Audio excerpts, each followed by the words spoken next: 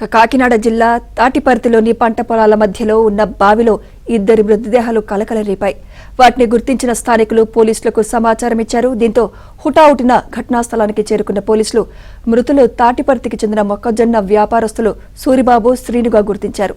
ఈ ఘటనపై అనుమానాస్పద మృతిగా కేసు నమోదు చేసి హత్య లేక ఆత్మహత్య అన్న కోణంలో దర్యాప్తు చేపట్టారు. మరోవైపు సంఘటనా స్థలాన్ని ఏఎస్పీ మనీషా దేవరాజ్ కూడా పరిశీలించారు.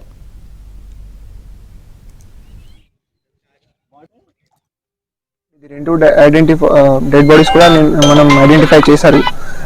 అది టూ పాసిబిలిటీస్ ఉంది. ఒకటి పాసిబిలిటీ ఇది కొంచెం మనీ డిస్ప్యూట్ గురించి ఒక మన దగ్గర ఆల్రెడీ సస్పెక్ట్ ఉంది. తర్వాత సెకండ్ పాసిబిలిటీ ఇది డ్రౌనింగ్ గురించి. సో రెండు పాసిబిలిటీస్ వీఆర్ ట్రైంగ్. అది it's not very difficult to detect it very faster manner.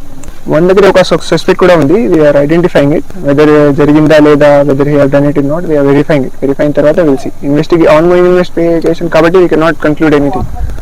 అనుమానాస్పది suspicious గా ఏమీ లేదు అక్కడ. స్లీపర్ ఉంది. Other than that there is nothing suspicious. Struggle signs కూడా లేదు అక్కడ. వెరిఫై చేసిన తర్వాత ఆన్గోయింగ్ ఇన్వెస్టిగేషన్ అయిన తర్వాత విల్ వెరిఫై.